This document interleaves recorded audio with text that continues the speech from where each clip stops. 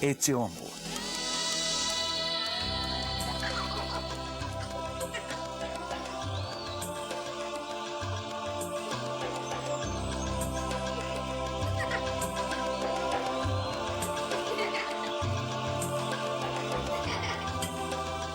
Por princípio, os seres humanos são livres e iguais ao nascer. Na prática, as diferenças entre os indivíduos se tornam visíveis bem no início da vida. As classes sociais. Distribuição sinapse.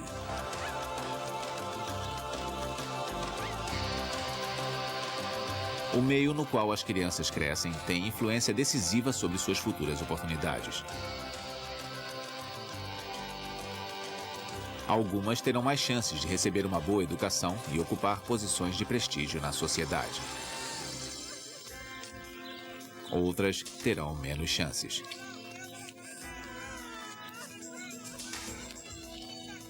Estas diferenças não são uma questão de sorte. Elas são determinadas pela classe social a que uma pessoa pertence.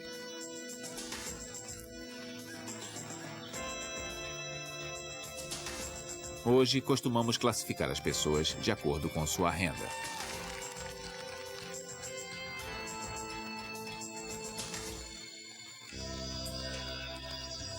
Através da história, outros critérios foram usados para diferenciar as pessoas. Em sociedades profundamente religiosas, como o Antigo Egito, os sacerdotes dominavam. Em sociedades que viviam sob ameaça, eram os guerreiros. Mas quase sempre os que figuravam no topo da hierarquia eram os que controlavam a riqueza e exploravam os demais. É difícil vencer as barreiras entre as classes sociais. Embora a mobilidade social seja maior atualmente, a maior parte das vezes, a pessoa nasce em uma classe e continua nela até a morte. Desigualdades sociais geram frustrações.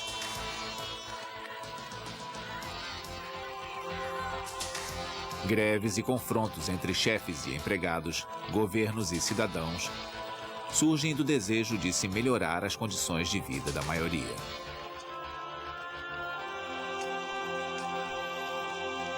Os seres humanos sempre sonharam com uma sociedade igualitária, sem relações de dominação e exploração. Tal sociedade não existe em lugar algum no mundo. Mestres e escravos.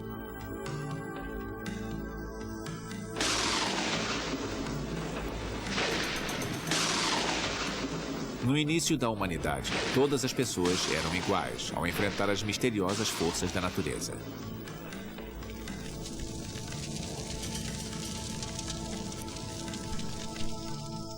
Dependentes da generosidade da natureza, os caçadores e coletores não estocavam alimentos. Eles partilhavam imediatamente o fruto do seu trabalho.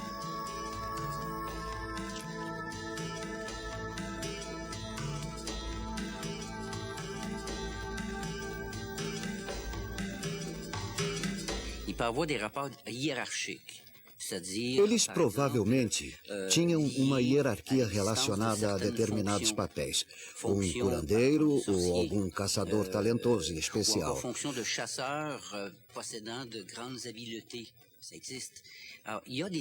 Havia distinções entre indivíduos que poderiam levar a hierarquias dentro do grupo, mas isso não gerava automaticamente relações de dominação e exploração.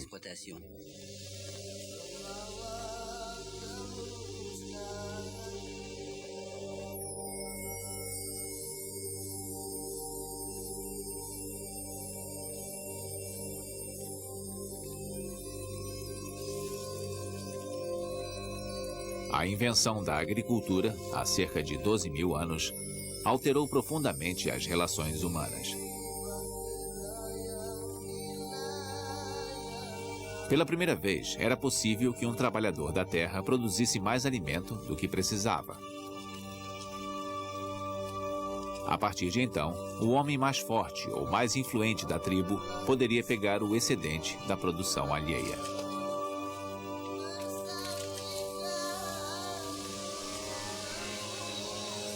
Ele só precisava ser o dono da terra para poder viver do trabalho dos outros.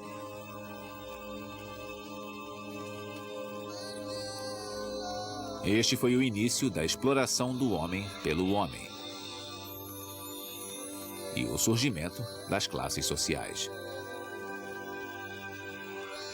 Há 5.000 anos, já havia classes sociais distintas e organizadas na sociedade suméria.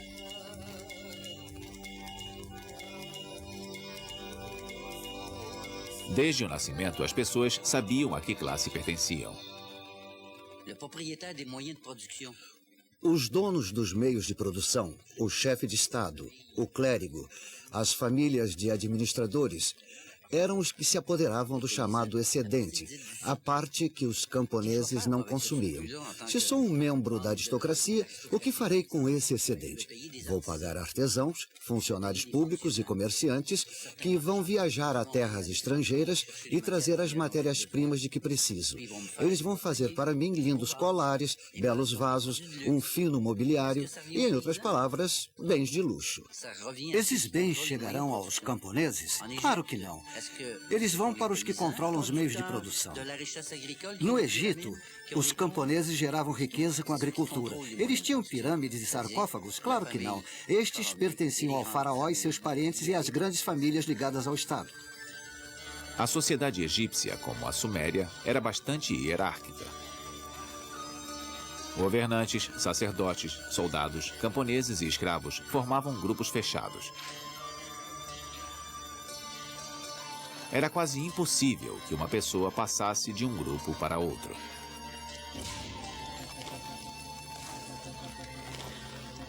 Na Grécia e em Roma, havia cada vez mais escravos, prisioneiros de guerra e camponeses afundados em dívidas. Eles trabalhavam nos campos, construíam as estradas, os palácios e as fortalezas da cidade. Homens livres ou escravos?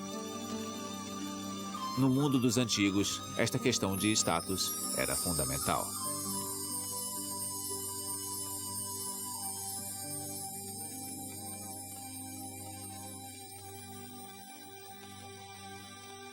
O princípio da riqueza não é um princípio universal de estratificação.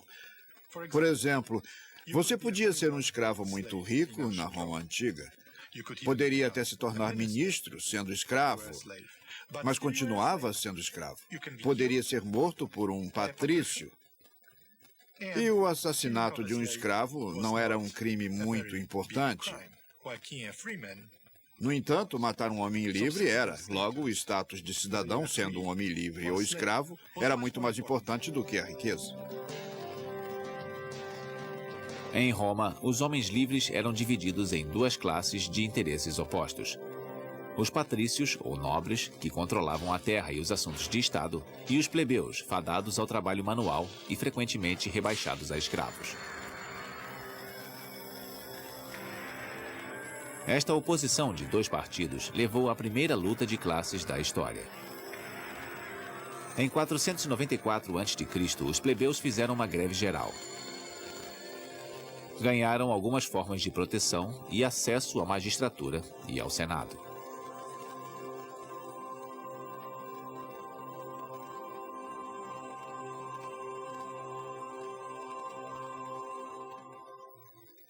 Enquanto Roma criava um império maior e mais elaborado, as oportunidades para os romanos de todas as posições sociais aumentavam. Muitas posições mais baixas do império foram preenchidas por pessoas de fora da linhagem étnica romana. Durante este período, a distinção de classes entre os romanos foi reduzida. Surgiram novas oportunidades de promoção no serviço militar, novas oportunidades de se obterem propriedades e mais pessoas da classe plebeia subiram no sistema.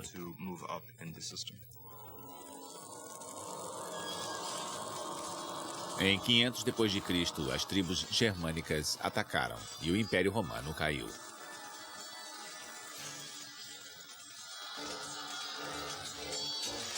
Um clima geral de insegurança prevaleceu na Europa por vários séculos.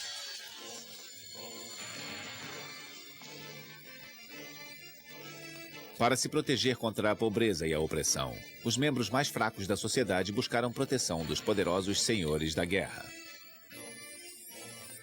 Em caso de perigo, todos se refugiavam no castelo da fortaleza do Senhor da Guerra.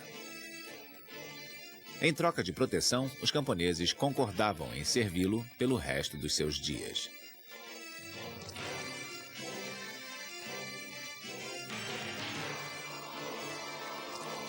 Assim nascia o sistema feudal, repetindo o tipo de relacionamento feito de dominação e obrigações em todas as camadas da sociedade. Havia várias gradações no sistema, do rei à grande nobreza feudal, os duques e condes até a baixa nobreza feudal, cavaleiros, fidalgos, camponeses e etc. A maior distinção era entre a aristocracia e o campesinato. A nobreza era originalmente a classe ou categoria dos guerreiros, o grupo dos guerreiros na sociedade. Eram pessoas cuja maior preocupação era a violência, a guerra, a conquista. Sendo assim, na maioria dos países, a nobreza, como característica de distinção, tem o direito, geralmente monopolístico, de andar armada. Se você tinha espada, era sinal de que pertencia a uma determinada camada da nobreza. Era uma camada altamente privilegiada. Havia nobres pobres e nobres ricos. Mas isso não importava. Os bens e a riqueza não classificavam uma pessoa, e sim o seu nascimento e direitos específicos.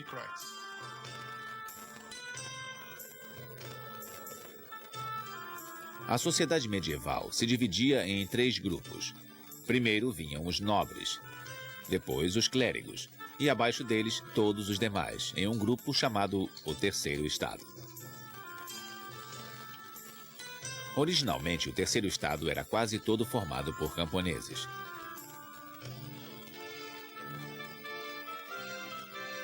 Com a maior prosperidade das cidades, ele englobou cada vez mais artesãos e pequenos comerciantes.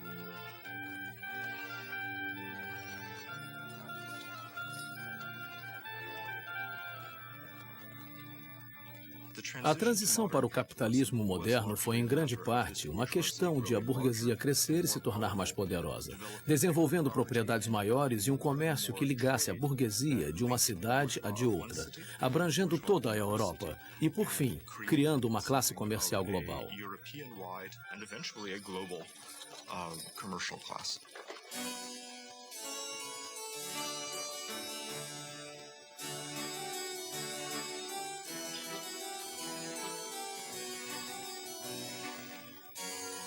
A burguesia prosperou à margem do sistema feudal.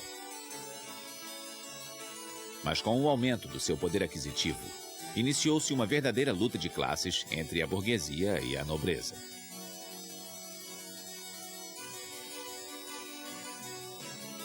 Os grandes pensadores da época pertenciam à burguesia. Foram Voltaire, Diderot, Rousseau e pessoas como eles que ditaram as bases ideológicas da Revolução Francesa.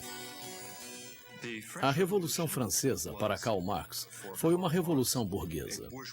As pessoas mais importantes nela eram da burguesia urbana e estavam infelizes com a forma como lhes eram negados direitos políticos pela aristocracia feudal. Eles queriam ter direitos políticos que se igualassem à sua importância econômica. Eram homens de negócios, independentes, em baixa escala e buscavam estender sua independência à tomada de decisões do Estado.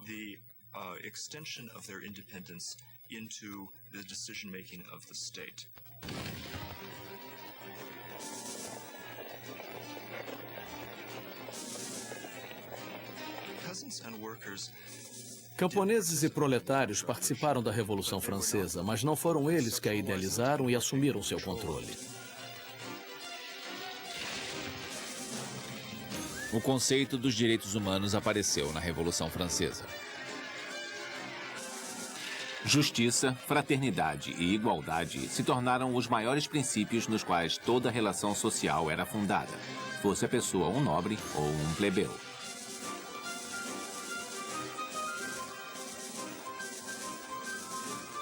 Na realidade, a vida dos trabalhadores e camponeses não melhorou.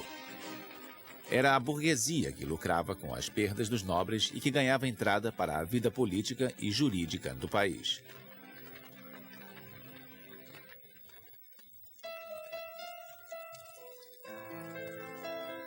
De fato, aumentou o abismo entre as classes mais pobres e a rica burguesia, cujo estilo de vida começava a lembrar cada vez mais a nobreza.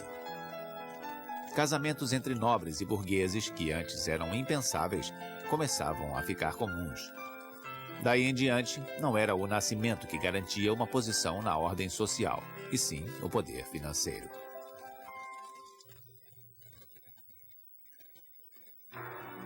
A luta de classes.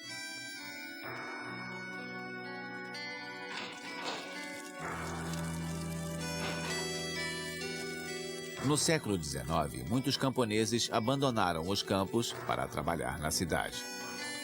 A Revolução Industrial trouxe uma transformação sem precedentes na ordem social.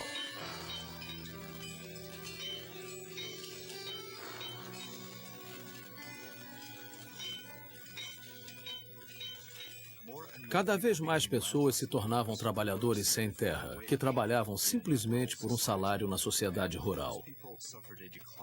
Essas pessoas sofreram uma queda no padrão de vida em comparação aos camponeses e não estavam mais sob os cuidados das elites feudais.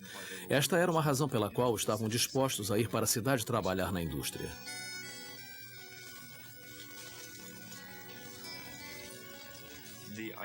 A ideia de classe como tal surgiu primeiramente como um reflexo do crescimento das cidades. E a concentração de um grande número de pessoas em posições da classe proletária nas cidades criou a ideia de uma sociedade estruturada por relações entre as classes e não mais pelo velho sistema feudal. No início do século XIX, a indústria passou a contratar mão de obra indiscriminadamente. Homens, mulheres e crianças sem qualificação trabalhavam em condições assustadoras durante até 16 horas por dia em troca de uma ninharia que mal lhes possibilitava a subsistência.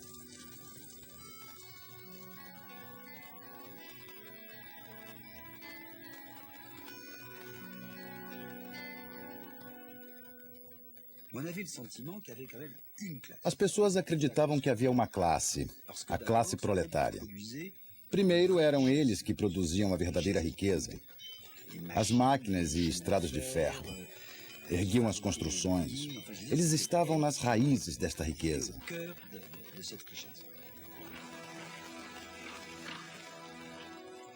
Talvez tenha sido a primeira classe a ter consciência de classe e papel histórico para participar como tal.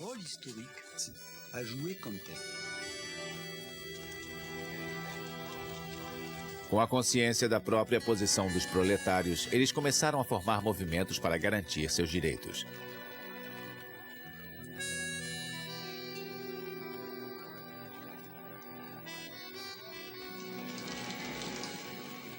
Em 1847, trabalhadores da indústria têxtil da Grã-Bretanha conseguiram a redução da jornada de trabalho para 10 horas diárias. Estas revoltas chamaram a atenção de muitos intelectuais. O mais famoso deles, cujas ideias influenciaram toda a vida política do século XX, foi Karl Marx. Este filósofo alemão defendia uma mudança radical na sociedade. Com o colega Friedrich Engels, ele escreveu o Manifesto Comunista.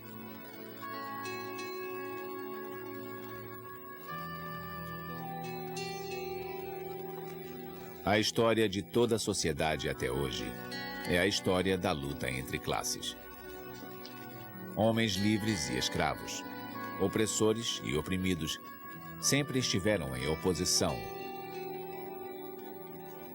Deram continuidade a uma luta que cada vez terminava em reconstituição revolucionária da sociedade em geral, ou na ruína comum às classes desprivilegiadas.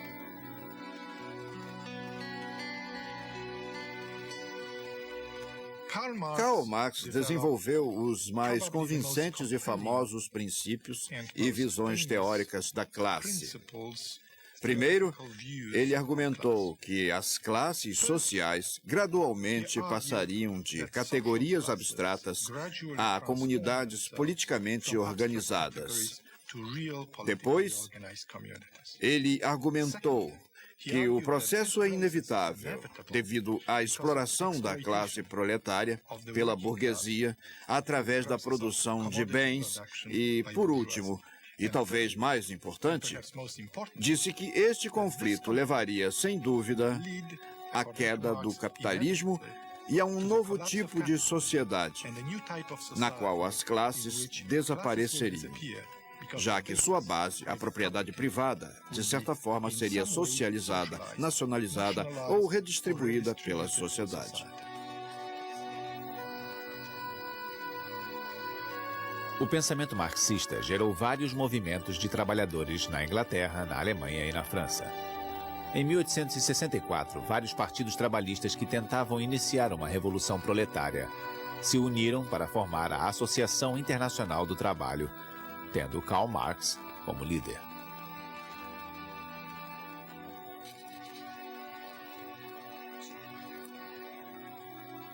Marx acreditava que a Revolução Socialista ocorreria em um país altamente industrializado.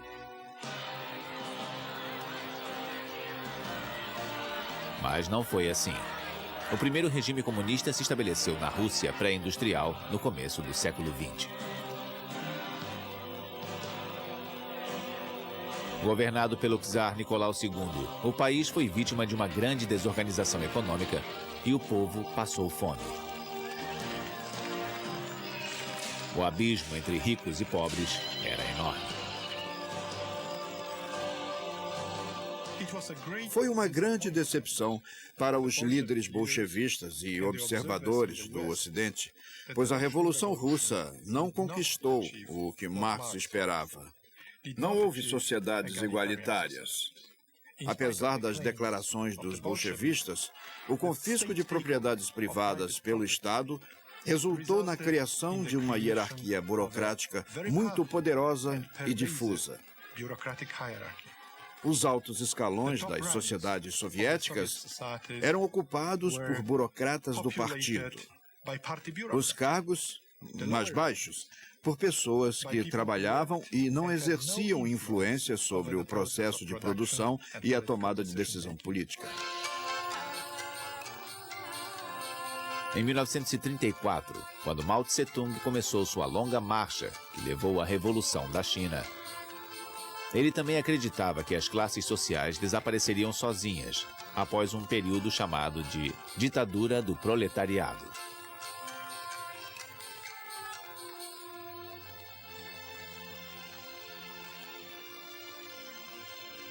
Na verdade, na China e na Rússia, novas classes sociais surgiram.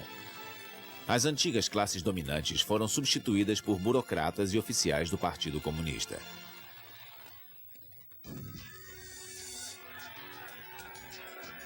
Na Europa e na América do Norte, os anos 40, 50 e 60 foram marcados por grandes lutas da classe trabalhadora.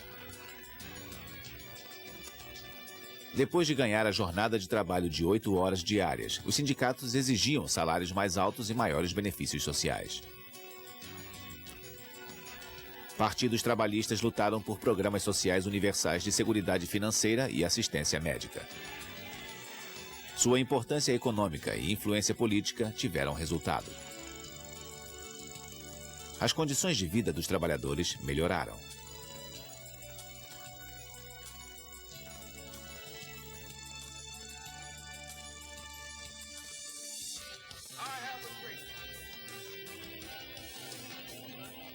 Nos Estados Unidos, os movimentos pelos direitos civis dos negros e a luta pelos direitos das mulheres brotaram diretamente das batalhas dos movimentos dos trabalhadores. Durante o século XX, conflitos que dividiam a sociedade resultavam cada vez mais em direitos para os cidadãos.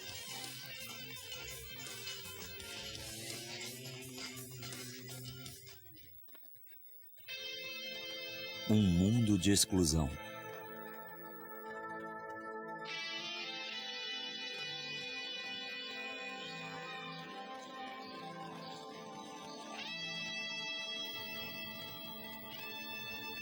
Hoje, apesar de todos os esforços, a sociedade ainda não conseguiu erradicar as diferenças sociais.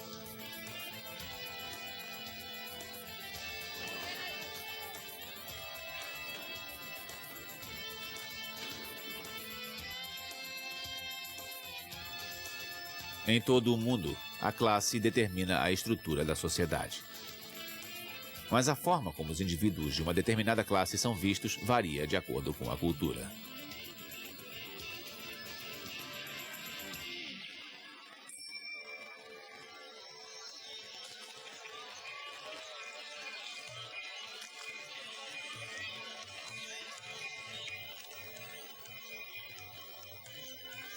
Na Índia, o governo baniu o sistema de castas com a independência do país em 1947. Teoricamente, todos os indianos têm os mesmos direitos.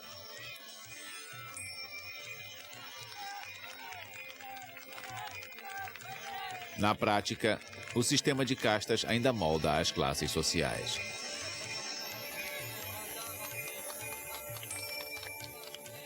No topo temos os Brahmanes. Abaixo vêm os Kshatriyas, Vaishyas e Sudras, que são nomes de ocupações tradicionais populares.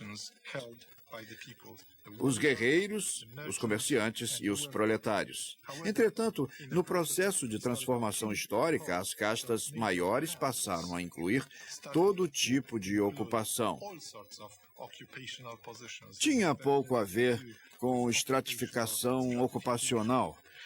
Ainda assim, o fato de as castas serem reconhecidas e tradicionalmente aceitas pela religião, o hinduísmo, cujo princípio é respeitar as divisões de castas, e o fato de os casamentos serem influenciados pelas castas, tornaram este sistema uma forma permanente de estratificação, mesmo quando a Índia começou a se industrializar.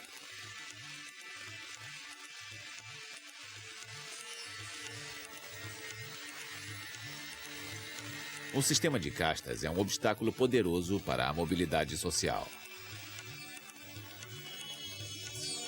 O destino dos intocáveis, excluídos pelo sistema de castas, é particularmente penoso. A eles são relegados os trabalhos mais mal remunerados, além de sofrerem discriminação constante.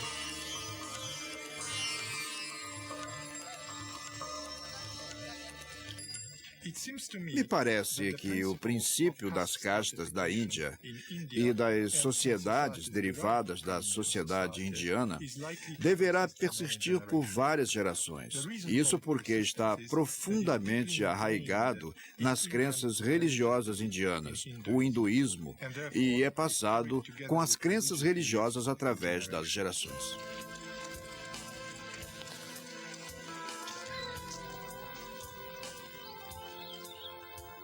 As sociedades ocidentais permitem maior movimento entre as camadas da população do que um país como a Índia.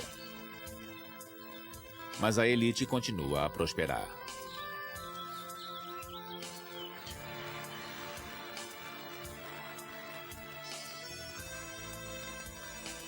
Na França, o status de burguês não depende mais somente do dinheiro da família ou de casamentos convenientes, e sim do acesso a empregos de maior responsabilidade.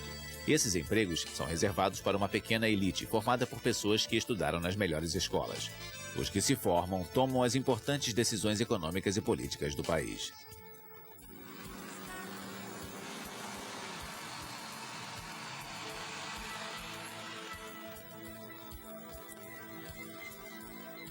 Apesar da crescente padronização dos estilos de vida, as diferenças entre classes persistem.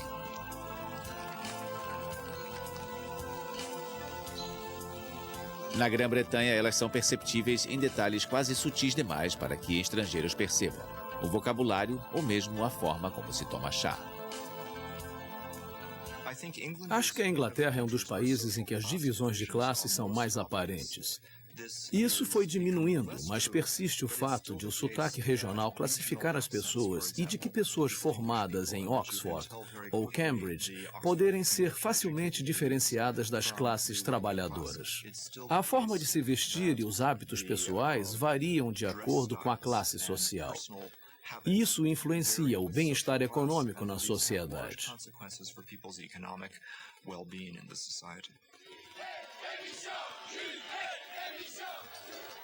Por toda a Europa, permanecem vestígios das lutas dos proletários. O poder dos partidos socialistas da França e da Inglaterra são derivados da tradição do proletariado.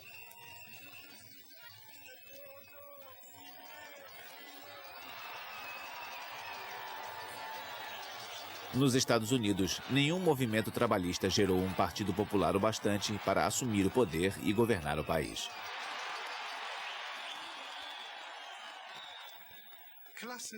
As classes nunca se tornaram uma formação social na América do Norte. Era uma forma social bastante europeia. Por um curto período, a sociedade americana desenvolveu uma estratificação ao longo das linhas de propriedade e posição ocupacional, mas o fator principal era a importância da raça.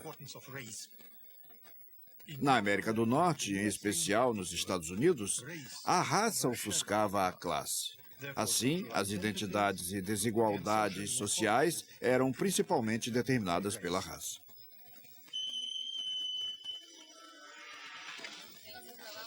Apesar das diferenças, as sociedades ocidentais têm uma coisa em comum. Geraram uma nova classe social, a dos excluídos, os cronicamente desempregados. Hoje, os excluídos são aqueles cuja pobreza não serve a propósito algum. Os proletários se sentem pobres e a pobreza deles gera a riqueza de outros. A sociedade é rica porque eu sou pobre.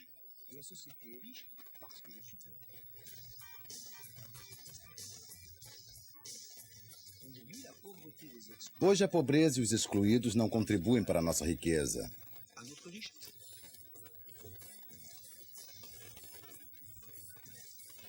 Os milhares de desempregados das sociedades ocidentais não têm influência na sociedade.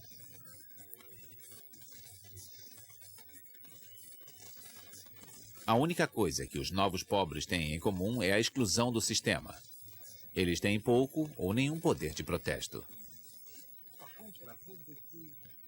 Em contrapartida, a pobreza das mulheres que fazem as roupas de luxo nos ateliês da América Latina é útil. Encontra-se uma consciência de classe no movimento trabalhista, como a que se viu no século passado. A classe está associada a uma forma muito específica de industrialização que teve início na Europa durante a Revolução Industrial e acabou difundida pelo mundo. Os países que passam pelo processo de industrialização possuem divisões e conflitos de classes. As divisões e conflitos substituem a velha forma de divisão de Estado, as divisões e conflitos pré-industriais que existiam antes de começarem a se industrializar.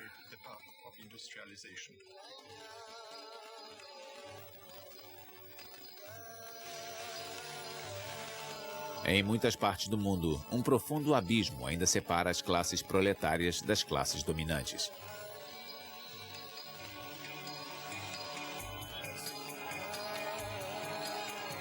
Nessas regiões, as condições socioeconômicas são tais que o proletariado poderia se revoltar.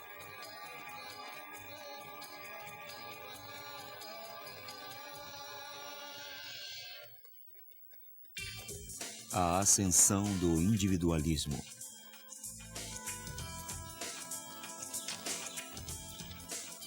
Já faz muitas décadas que o futuro de uma pessoa não é mais ditado meramente pelo meio em que nasceu.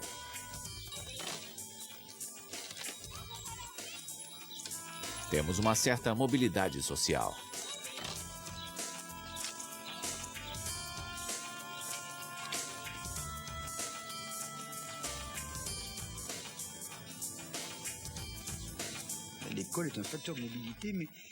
A escola é um fator na mobilidade social, mas não é o único.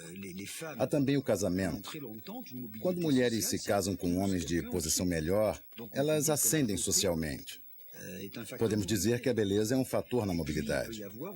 Às vezes, um empreendimento pessoal leva à mobilidade. Você monta um pequeno negócio e ele cresce.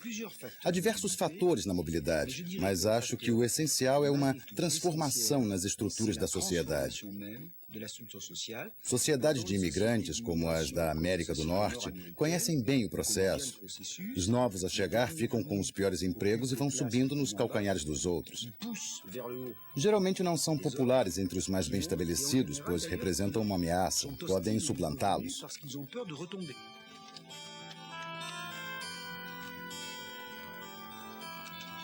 Hoje, as pessoas escolhem suas vocações profissionais baseadas tanto no interesse e na motivação pessoal, quanto nas regras da sociedade. O individualismo faz parte do processo de diferenciação que leva à dissolução de classes. Primeiro, elimina as identidades coletivas que persistiram por muitas gerações desde os séculos XVIII e XIX, incluindo a identificação de classes. Faz as pessoas adotarem novas identidades que geralmente são criadas por elas mesmas. E depois, o processo de individualização faz as pessoas abandonarem a solidariedade coletiva desenvolvida no passado e que persiste.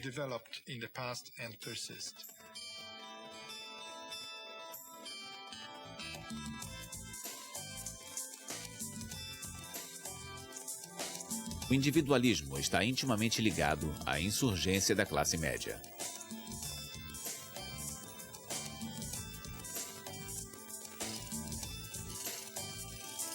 Os grupos de indivíduos que formam a classe média têm gostos, valores e interesses diferentes, mas não estão em conflito direto.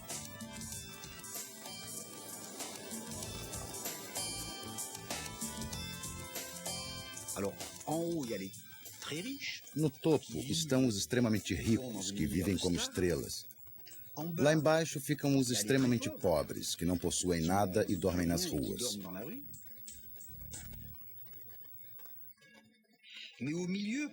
No meio ficam entre 70% e 80% das pessoas. A classe média, os ricos, os quase ricos, os nem tão ricos, os que esperam ficar ricos, separados por questões de níveis.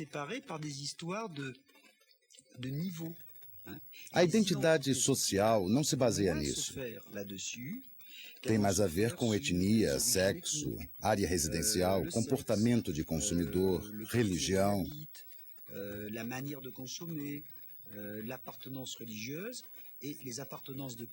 E os compromissos de classes tradicionais ficam cada dia mais fracos.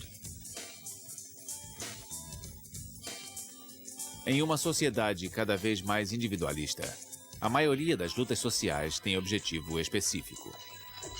Minorias culturais, feministas, homossexuais e ecologistas travam as próprias guerras, desimpedidos pelas relações tradicionais de classes.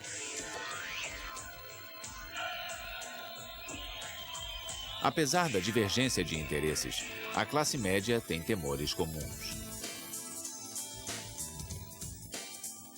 Eles veem o futuro com preocupação. Temem não conseguir manter seu padrão de vida.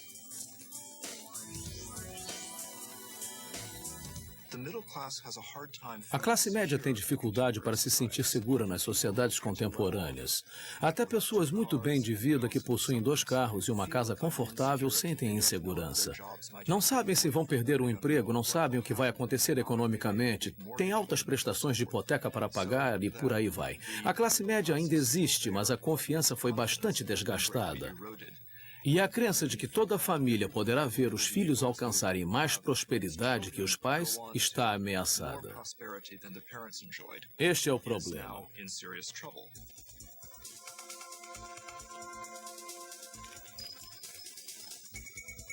Nas sociedades ocidentais, trabalhadores sem qualificação perdem o emprego para quem domina novas tecnologias.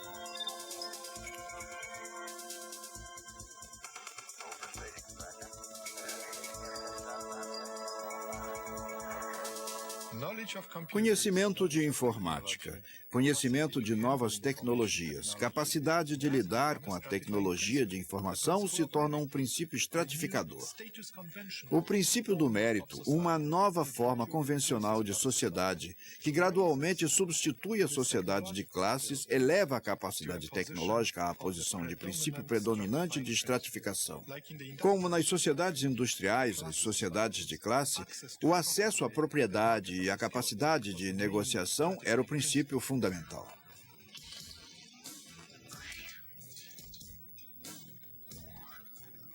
O perigo deste sistema é que exclui quem não teve acesso ao ensino superior. Quando o desemprego era pouco, essas pessoas ainda podiam se sustentar.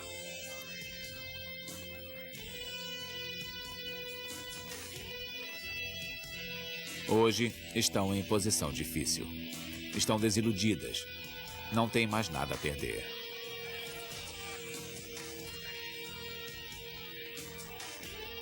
A violência social pode aumentar.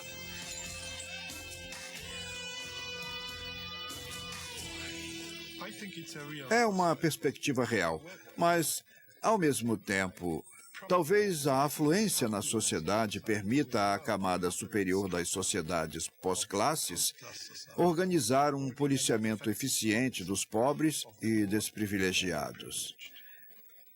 Isso já começou. Milícias particulares, firmas de segurança particulares são contratadas para proteger os que são abastados.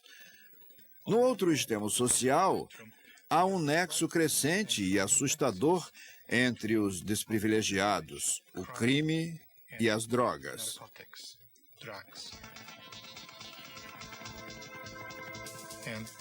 Esta é outra perspectiva assustadora da sociedade, onde a marginalização, o crime e o uso de drogas se combinam em uma síndrome com a qual é difícil de conviver socialmente.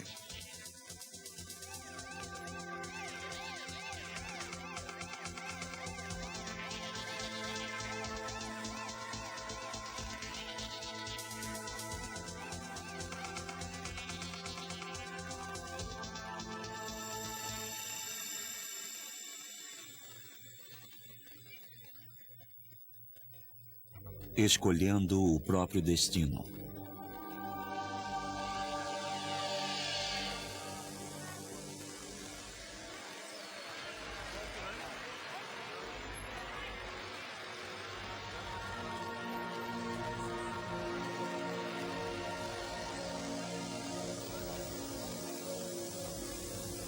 Cada vez mais, vozes proclamam o colapso iminente da classe média.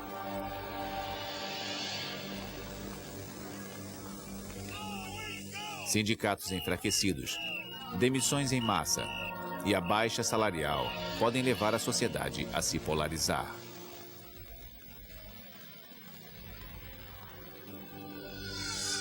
Os pobres ficarão mais pobres.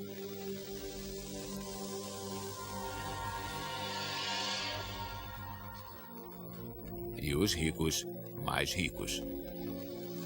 No meio dos dois, a classe média é estrangulada. Esta classe média tem papel útil em vários serviços. Eu não acho que possamos destruí-la sem destruir o mercado. Devemos recordar que a classe média tem um papel vital, ela consome. Um dos felizes paradoxos desta economia é que deve apoiar uma classe média com um padrão de vida relativamente alto para podermos ter mercado. Não acredito no cenário catastrófico em que a classe média vai desaparecer. A classe média pode não estar desaparecendo, mas está mais descontente a cada dia. Muitas pessoas que viram seu poder aquisitivo diminuir se revoltam contra os altos impostos. Algumas não se dispõem mais a pagar por programas sociais.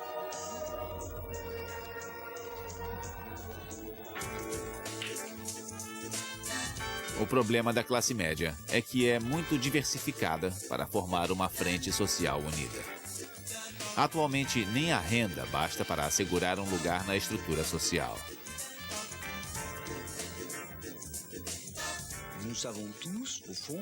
Basicamente, sabemos que nossos padrões de consumo, nosso modo de falar, nosso gosto musical, nosso gosto para a moda e nossa posição na hierarquia social não são o simples resultado do nosso dinheiro. Aliás, principalmente na Europa, ainda temos desprezo pelos novos ricos. As pessoas que têm dinheiro e não sabem gastá-lo. Basicamente, ter prestígio não é ter muito dinheiro, é saber gastar com classe.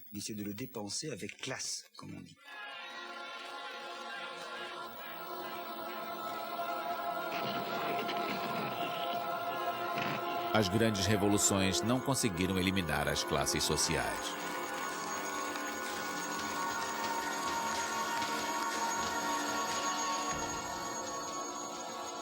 As classes mudam com as eras, mas não desaparecem.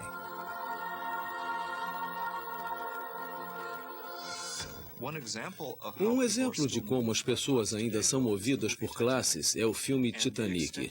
E a forma como o público se identifica com o sistema de classes do início do século XX apresentado.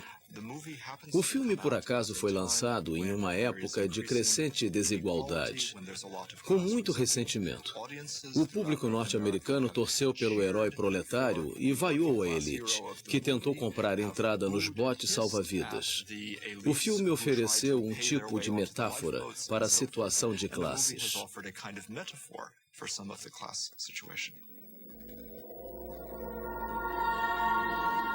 Por milhares de anos, as pessoas vivem relações de dominação e exploração. A igualdade parece um objetivo inatingível.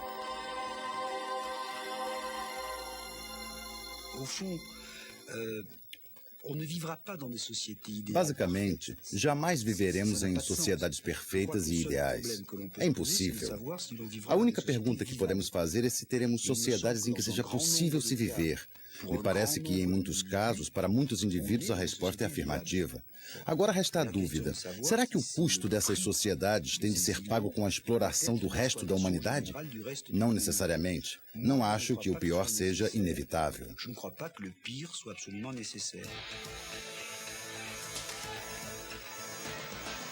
Com a globalização do mercado, a equação está mudando.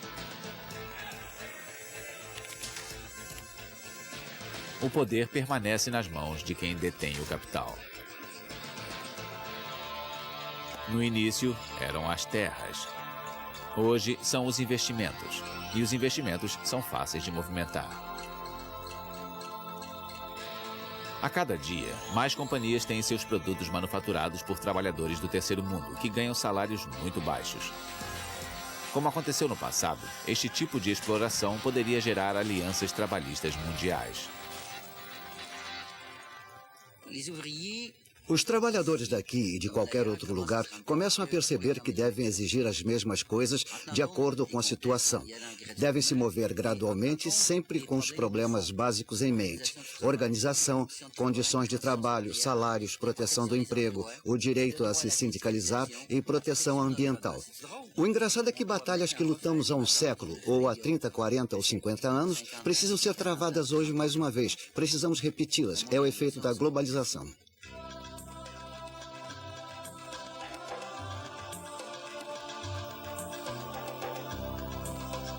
Em um mundo individualista, no qual cada pessoa luta pelo que lhe diz respeito, fica cada vez mais difícil alcançar a solidariedade. Após 2 séculos de luta, homens e mulheres conquistaram o direito de moldar seu estilo de vida.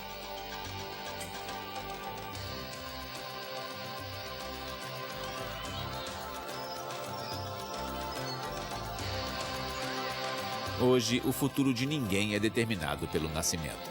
As pessoas têm muito mais espaço para se movimentar, porém, agora enfrentam sozinhas o seu destino.